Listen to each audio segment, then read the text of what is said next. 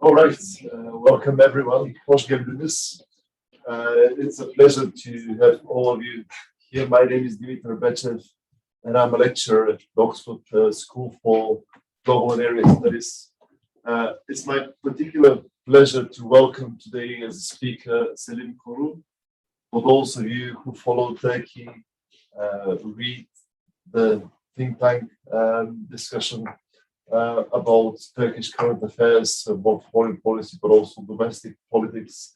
Selim is certainly a name you'd be familiar with. He has been writing extensively on a range of topics. He's been affiliated with the Economic Research Institute of Turkey, TEPAF, in Ankara for a number of years, and more recently he is also part of the Foreign Policy Research Institute, which is a very dynamic think tank based in Philadelphia.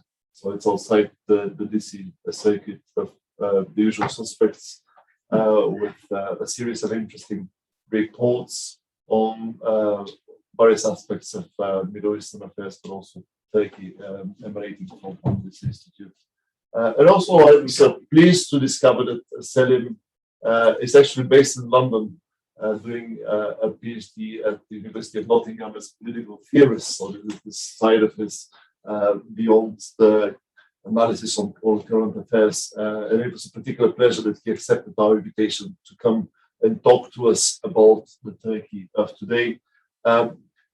Those of you who follow the country day in, day out, and I suspect there are quite a few, and to open the parenthesis, it's really a pleasure to see how many people we have right now. 38 people and 70 people have signed up for the Zoom version of the seminar. And those of you who do follow the country know that the Erdogan system right now is in trouble. It's probably the most testing moment since the very beginning of AKP's rule, partly because Erdogan has run out of ideas, but also because of the economic situation. I remember that in 2001, it was a major economic financial crisis that propelled AKP to power, the Justice and Development Party, and now we have gone full circle with hyperinflation around the corner. Turkey struggling to cope with the economic strain caused by COVID, and also the opposition cutting its teeth, learning how to compete in this system where the playing field is not even.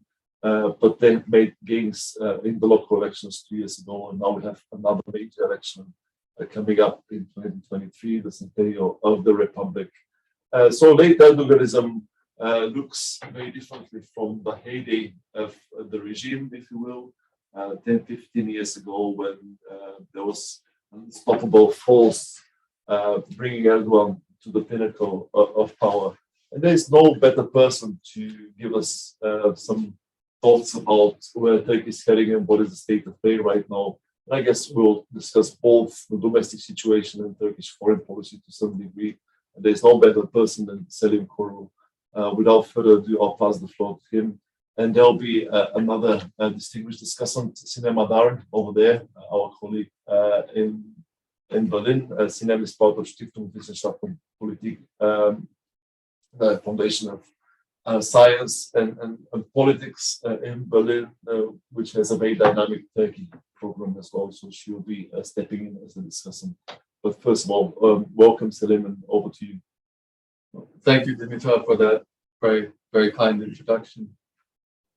Let me know if my voice is carrying, or if there's any problems with that, and I'll adjust accordingly. got about half an hour worth of notes, and hopefully we can launch into a discussion afterwards. So as Dimitar already mentioned, it's a very eventful time in Turkish politics, more so than usual. There's a sense that 20 years of the AK Party rule or Erdogan's rule is approaching its natural end, and we're sort of trying to see what actually happened in those 20 years, and B, where things might go. So I think it's important to see Turkey in perspective. When the Erdogan government was becoming more, some would say populist, some would say nationalistic in the early 2010s or so, people thought it was very different from what was happening around them. But in the mid-2010s, at least, was the election of what came to be known as populist leaders across the world. It looked more like a part or a particularly early version of something that's happening all across the world. So in India, in Hungary, in Poland, in the United States, even in the UK, and different guys, there are these waves of nationalistic politics, each different but each very similar to each other.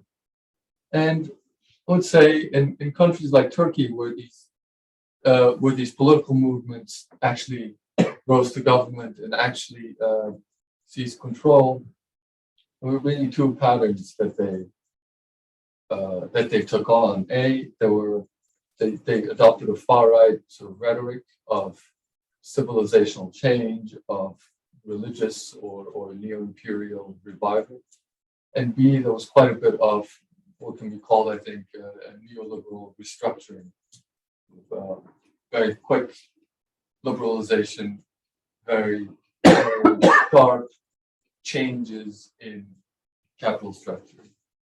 And the core far-right idea was always that if you fix identity at the core of your politics, your country's, at the core of the state, if you restore some sort of sense of what was lost during the Cold War or before, and these countries generally feel like they've lost something, you can come back, right? You can restore social harmony. You can restore some kind of economic.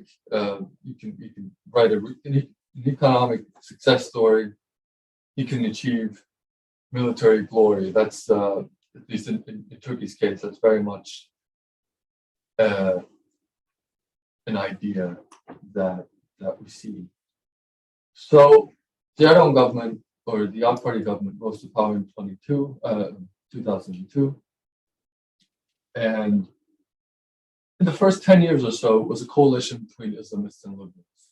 And what people could agree on in these very broad ideological coalitions was that the Kemalist Republic, up until that point, had been very unjust. It had suppressed quite a few people that it shouldn't have, that probably deserved to be the majority of the country and have more say in the state, and that should be rectified. That was, in the first 10 years, it was a liberal wave, and that was very much the message. And in the sort of second half of the AK Party government, which sort of became the Erdogan government, because he amassed control of the party and slowly control of the state, it was more of an alliance between the Islamists and pan-Turkic nationalists. And this was very much a revision to the far right. So very much civilizational language, very strong sort of conservative messages of family, tradition, and of course very strong drives towards privatization. Now, if we fast forward to today, I just want to take a quick sort of snapshot of what we see today and what Turkey feels like today. So if you look at the economy grew by more than 9% this year. Right? It's very high in global comparison. In the second quarter of this year was 21%. So even with the base effect, that's a very high number. And exports rose by 37% in the first 8 months of this year. Right, very quick. Looks like a success story until you look at the lira. Right, the currency lost just this year 20% of its value, and in the last 8 years or so, since 2012, it lost 80% of its value. So huge drop, which explains the surge in exports. It's, the Turkish economy is like a ship that's sort of healing, right, to one side. It's a very strong shift that benefits exporters greatly and benefits a great deal of people, and it's very bad for a lot of people because households are suffering very deeply. The inflation officially is at 20%, but unofficially it's between 40 and 50%. Reasonable economists can disagree, but it's between 40 and 50%. It's worse for key household groups such as food, fuel, housing. And all of that should tell you that in today's economy in Turkey, households do very poorly, and the bosses, people who own things and people who can collect rents do okay, they do well. And households, if you work on a wage, doing very badly, you're struggling to pay rent, you're struggling to buy food. Selim, I'm really sorry. Can you project a little bit more? Apparently, the audience is saying that they need to hear you a bit better. Yeah, I was afraid of that. Okay, let me know if I should. But so, I mean, what you see today when in Istanbul and Ankara, especially in the big cities in Izmir, is that there's this mix of two worlds. When you walk by expensive restaurants, they're still full. You still see lots of very luxurious cars, maybe even more than before. But then there's all these people in the buses who are actually thinking about bus fare. Am I paying too much for bus fare? Should I walk? It's that kind of a clash that is becoming much more pronounced. It's become very acute very quickly, right? And it's actually worse in big cities, like especially in Istanbul. And Erdogan always used to say, he doesn't say it anymore, but wherever Istanbul goes, so goes the nation, right? It's sort of a microcosm, a political microcosm of Turkey. And if it shifts in a certain political direction, the country is sure to follow. And Istanbul is feeling the economic pain very acutely these days. So what does this mean for politics? Erdogan's approval rating has dropped now below 40%. Last time it was below 40% was in 2015 when the AK Party lost an election. And what the government had to do at that point is to have hung parliament for a while. They eventually, the war with the PKK restarted because there was a peace process beforehand. The war gave them a boost in popularity. An election was held again at the end of that year, and the AK Party rose back into government. Now it's that low now, and it's probably going to get worse. It's almost surely going to get worse.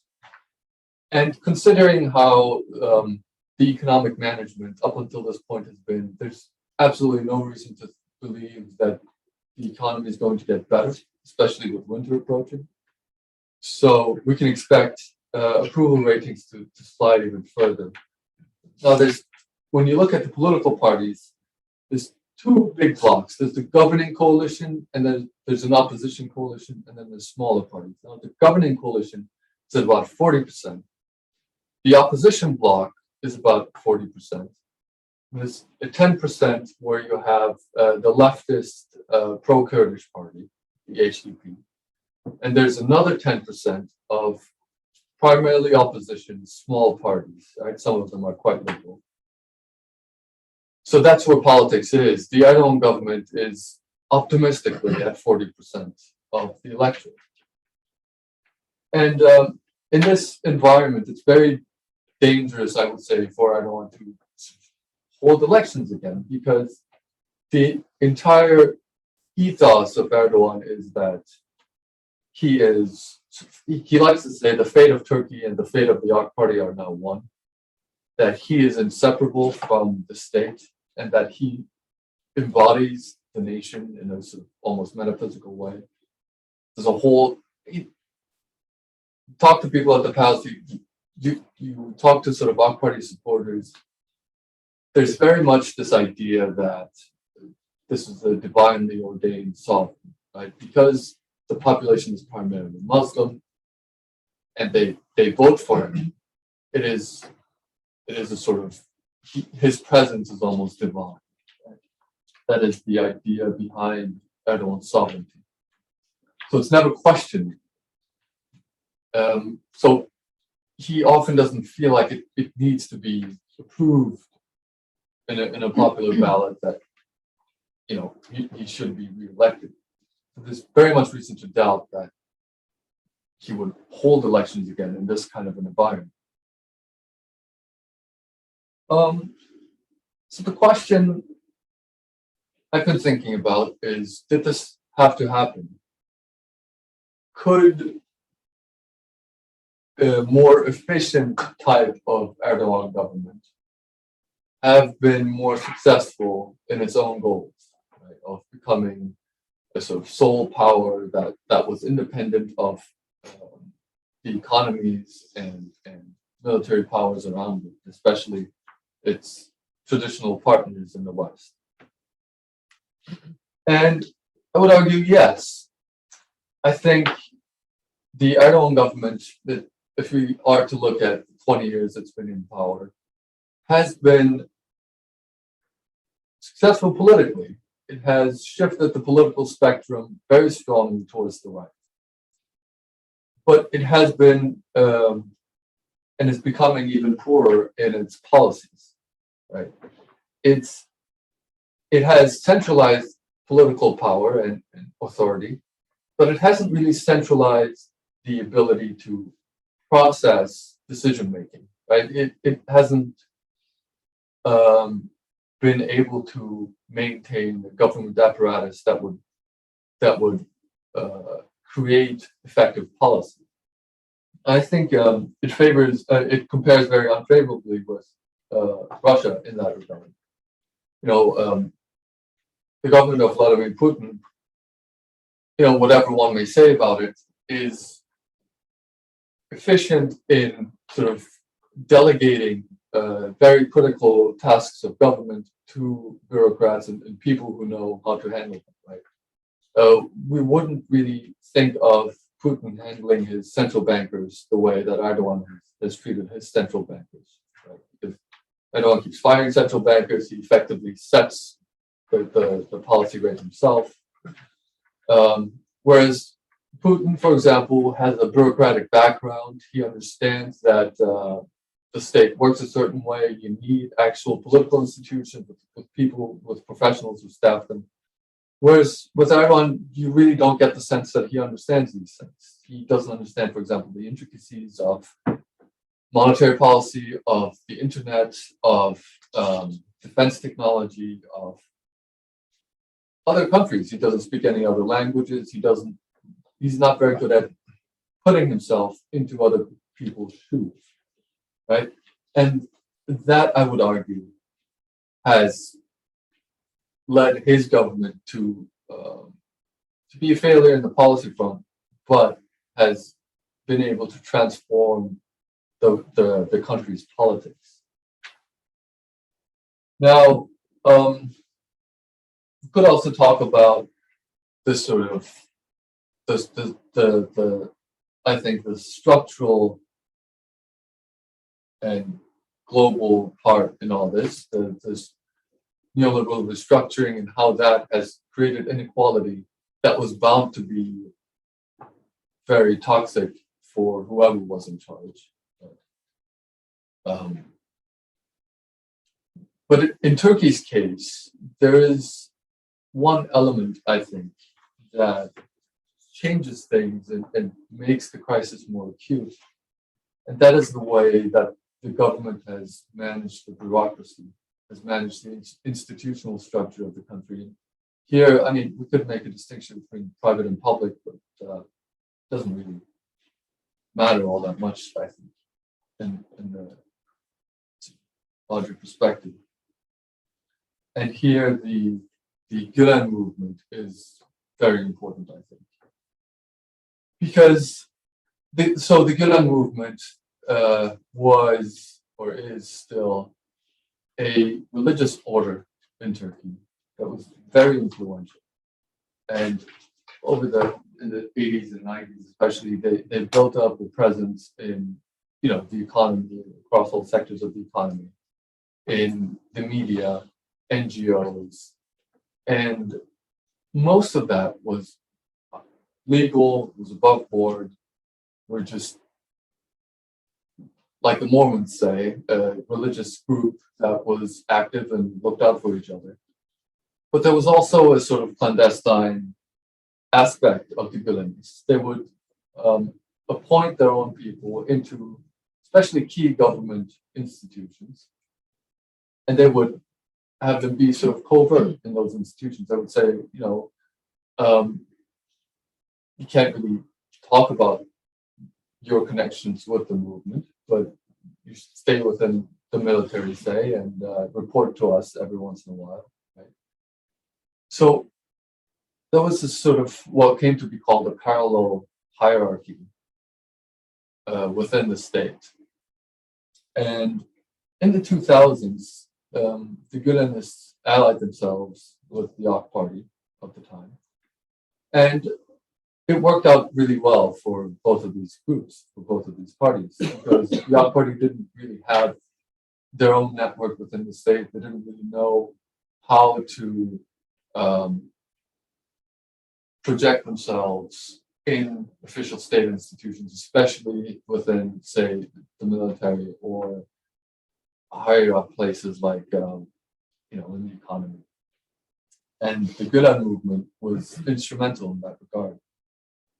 But it set a pattern. It set a pattern of having these very strong parallel hierarchies that went along the official hierarchy. And in 2013, eventually the Gülenists and the Erdogan government had a falling out, a big falling out, and Erdogan essentially purged them from the institutions of the state and from private institutions as well, essentially from the country, right? But what ended up happening was that the Erdogan government then replaced the Gülenists with an array of other informal networks. Some of these were Jamaat, we call them, so religious orders, and some of them weren't. Some of them were just pan-Turkic nationalists, for example, or especially in the armed bureaucracy. That happened to be the case. And I wrote a report on this maybe last year about how the pattern that the Gülenists had set in the state sort of continued. And at the time, I thought maybe I'm exaggerating things, maybe the people I talk to exaggerate things. But it's come to light in the last few months that, if anything, I was conservative. For example, there were revelations recently, because as the Erdogan government becomes weaker and weaker, there's more and more people speaking out about these things. There's more whistleblowers, there's more leaks happening. And we get a much better sense of the sort of informality of the state, of how there is this actually rigidly organized sometimes political background to the way the state is supposed to work. So the Gulenes, for example, were known for having their dormitories and student organizations and cram schools, right? They would organize students, and through that organization, they would be able to place students within institutions and continue to be in touch with them. Now, it turns out that Tugva, the educational arm of the Erdogan family, doing the exact same thing. They've, Excel files came to light where they actually have sort of their students lined up and assign them to specific institutions of government or specific majors, like and direct people's careers in this way. So say you live in one of these dormitories. It's essentially owned by the Erdogan family. You're told to major in law, or you're told to join the police or do something like that. Now, we don't know exactly how coercive or whether that's coercive, but there seems to be that kind of directioning of people and of maintaining those contacts, of having these informal political back channels that very much resemble the way that the sort of parallel state par excellence used to do it. Right? And all of this is eroding the trust that people used to place in these institutions that ordinary citizens have. So, for example, when if you're a teacher today, right, and for various reasons you want to be placed in a different school, you really have to go through some of these channels. You have to, text your WhatsApp group and say, hey, do you know anybody within this movement? You have to go talk to your friends and say, do you know anybody within this religious movement? Because I heard that they're very influential in this particular part of town. I want to go there, right?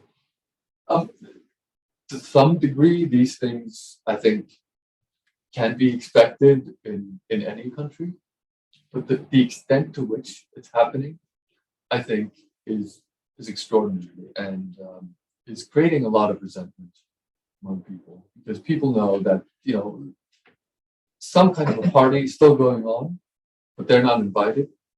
They're sort of falling back, but they can't pay their bills because they're not in governing circles, or they're not as deep as somebody else is. Right? So that sort of thing is very much eroding trust. And to sort of sum up and very briefly outline where things are going today, I think what's happening is that because the Erdogan government has been unsuccessful in policy terms, but successful politically, what we see now happening more and more is that the opposition, which has hit its stride, it's becoming much more influential and it's becoming much more popular. It's replicating key aspects of the Erdogan government. It's becoming much more right-wing, and the right-wing aspects of it are becoming much more dominant.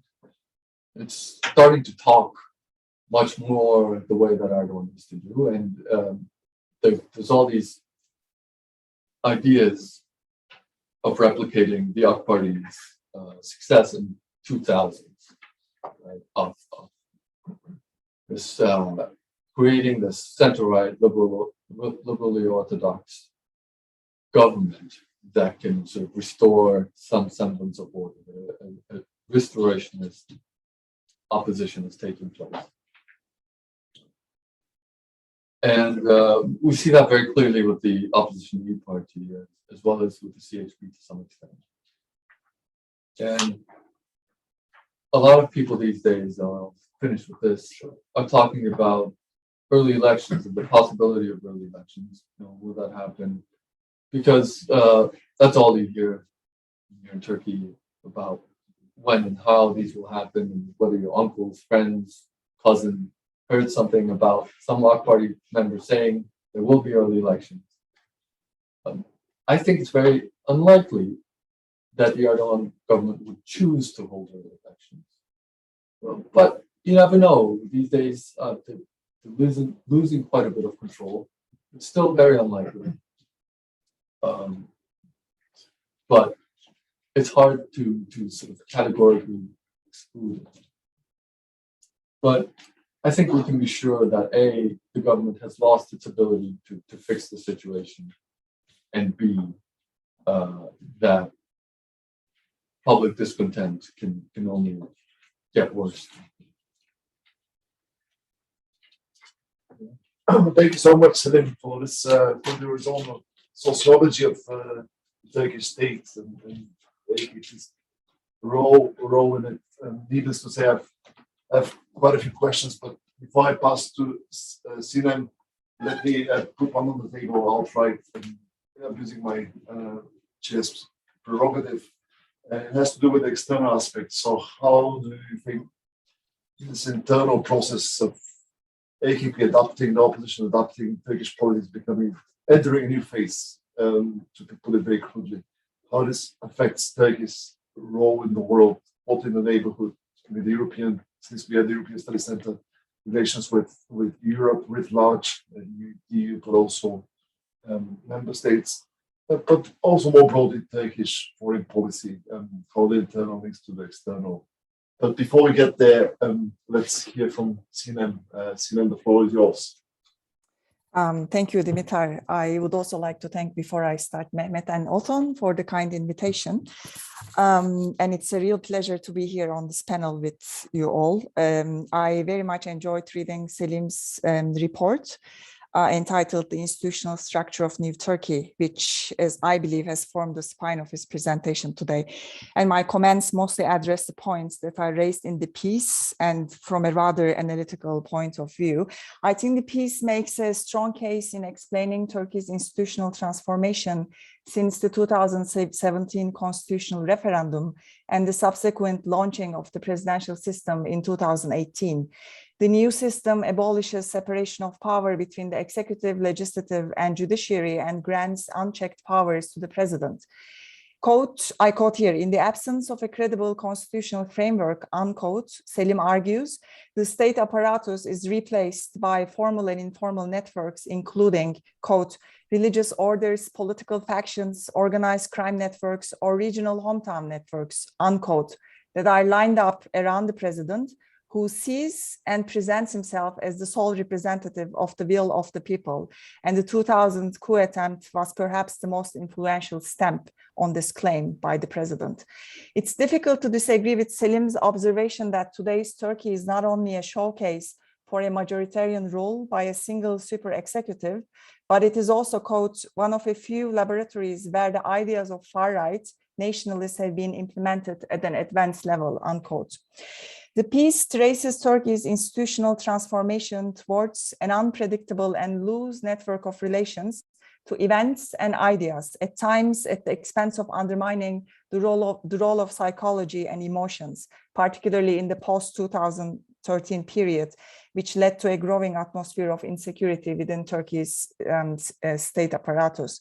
The so-called 367 affair in 2007, quote, when the High Courts, military, and CHP came together to block the AKP's candidate for president, unquote, is the first critical juncture that triggered Erdogan and his AKP, Selim argues, to get into complex and complicated alliances, leading to mounting and at times uncontrollable tension in domestic politics and foreign policy. For Erdogan, the AKP's claim to transform Turkey was first marked by the abolishment of the military tutelage, and later, since the early 2010s, by a pronounced emphasis on getting rid of the bureaucratic oligarchy. Late 2000s, early 2010s is also when Erdogan started to talk about a reinforced presidential system, Selim notes. Since then, a lot happened in the country, perhaps a little bit too much, not only to digest, but also to understand what had really happened, and perhaps most importantly, why it happened in the way it did. Selim walks us through some of the crucial events during the last 10 years or so, including the fallout between Erdogan and his former ally Gülenists, Gezi protests in 2013, June 2015 parliamentary elections and its aftermath leading to the snap elections in November the same year, the termination of the peace process, the resignation of Ahmet Davutoğlu, the 2016 coup attempt, and the formation of a new alliance with the ultranationalist MHP and various factions within Turkey's security apparatus. These events seem to have played a catalyzing role, some more than the others, for Erdogan to realize his idea of a presidential system being the so-called political master he is that pragmatically utilizes opportunities that appear. As they appear. Still, the very system that is being built also seems to be the most major failure of this master, given the fact that it falls short in delivering its promises. As Selim noted at the beginning of his presentation today, economy is in ruins. The system is far from the objective of creating a more effective bureaucracy. Last but not least, upholding the domestic and foreign policy goals that the president used to formulate for Turkey seems to be a growing challenge, despite the constant outcry to do so.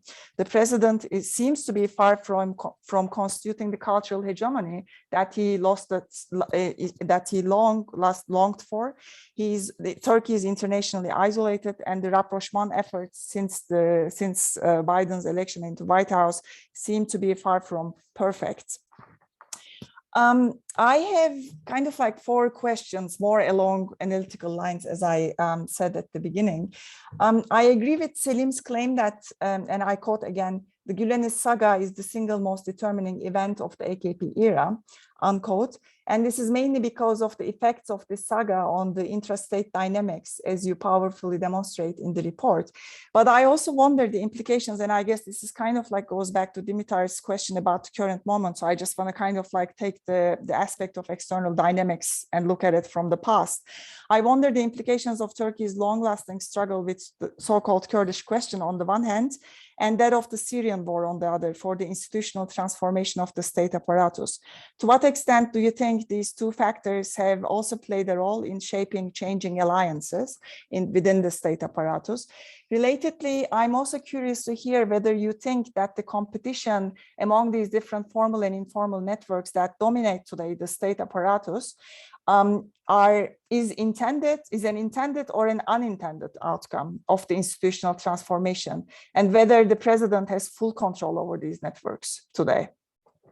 Another question I have concerns continuities and ruptures of the new system with what preceded it, and not necessarily what preceded it under the AKP rule, but also during the pre-AKP periods. On the one hand, it is true that the institutions of the Republic were built to a certain extent on a Weberian understanding of the state, that they were functioning according to rules and norms, and thus were to a large extent predictable. At least this has been the aspiration of the founding fathers, one could argue. At the same time, however, networks, be it in the form of political factions or of organized crime, even of religious brotherhoods, and one very strong, I think, showcase of this is the Gülen movement itself, were not totally outside of the state apparatus. In other words, they might not have infiltrated into the state, but they were also not necessarily completely external to the workings of the state. This is, of course, not to suggest that the current moment is just a continuation of the past. There is a significant rupture, but I would like to still push you a little bit more on the possible connectedness when it comes to the relations between formal and informal networks and the state apparatus between the earlier periods, pre-AKP periods, and the current moment.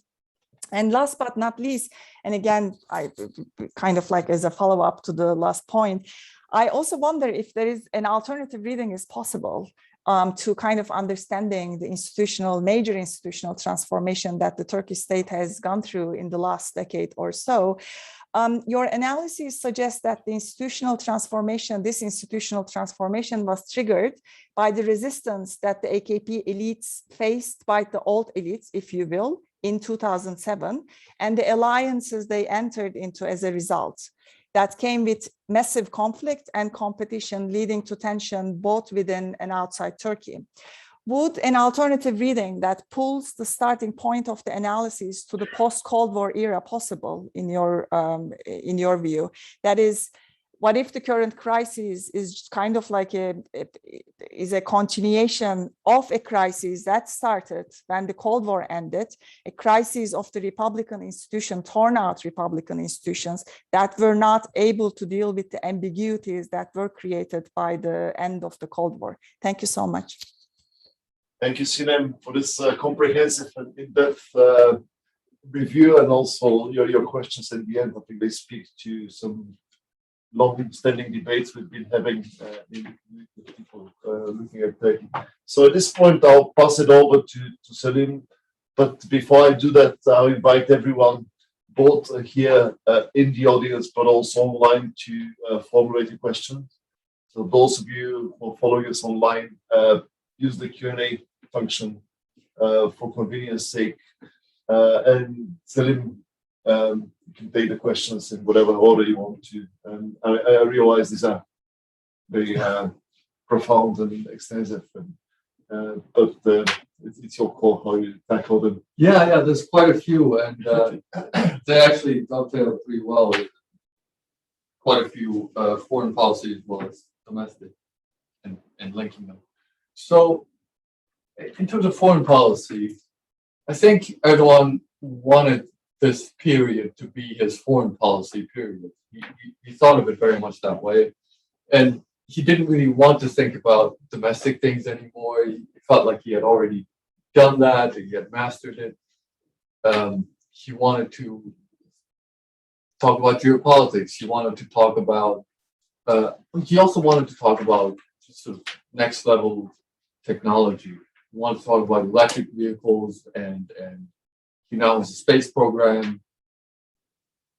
So he wanted this period to be about those things. And I think there is a basis, a very strong basis for Turkey to have a wider neighborhood policy.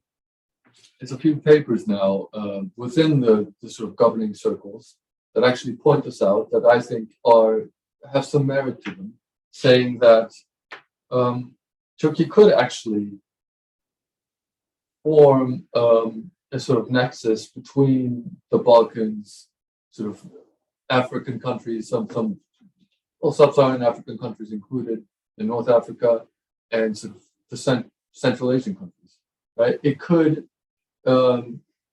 act as a sort of great power alternative in these places, and because those places have very top-heavy, very centralized political now, the way that Turkey does.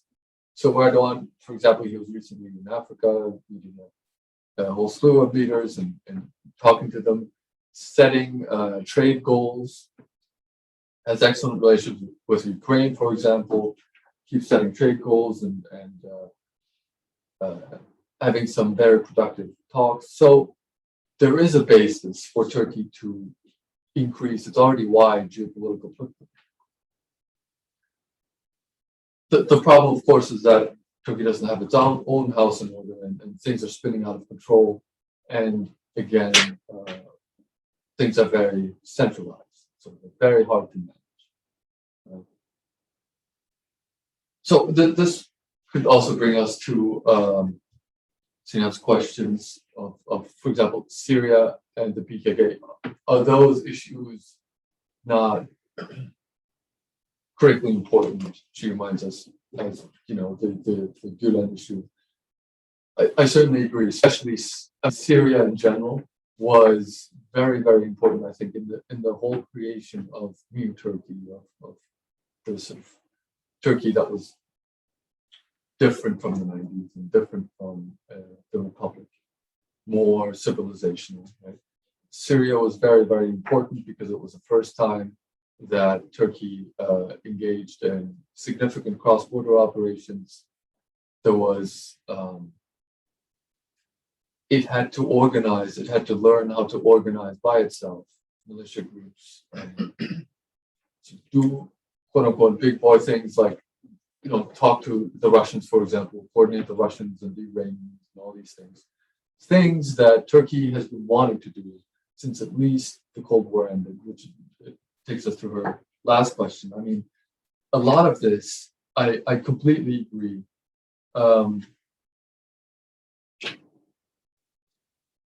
I think has been talked about, especially on the foreign policy angle, since the Cold War ended. Because once the Cold War ended, the whole idea in Turkey was that it would now develop a strategic approach to the wider world, right? It would now fill a vacuum that the United States would have the luxury to leave, right? And it seemed like the United States also wanted this to happen. For example, quite a few of those pipelines that were being built at the time were thought of as creating these structures that would allow these countries to work together, right? The Precipitous pipeline, for example. The idea was, well, these countries will then have an interest in developing their own modes of cooperation, and Turkey could be this country that could, have its own weight. It has a big army, it has a big military, and will be able to, make things easier for the United States, but also have more of a say, right? So you had this had all sorts of effects. You saw think tanky types of places springing up in Turkey. You saw much more sort of talk of geopolitics, and Turkey started to have its own bubble, started to have its own strategists, and diplomats became much more interested in what the world looked like beyond Turkey's borders, and not just going to Western capitals, but also going to the Middle East and going to Central Asia, doing all these different things.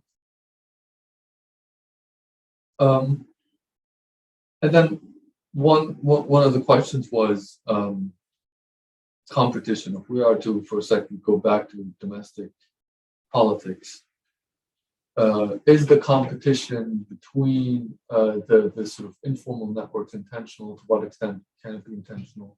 Of course, by the nature of this, it's done behind closed doors. We can only know so much. I like this one quote, and I recently used it in a piece. This one quote that Selim Peker, the mobster in exile, who is talking a lot about, insider stuff about how government networks work. One thing he said, he quotes Sinem, the interior minister, as saying, Erdogan likes to knock men against each other. He likes to knock people against each other, sort of making them compete. So I do think quite a bit of the competition is intentional, but quite a bit perhaps isn't either. And perhaps we could move on to other questions. Sure.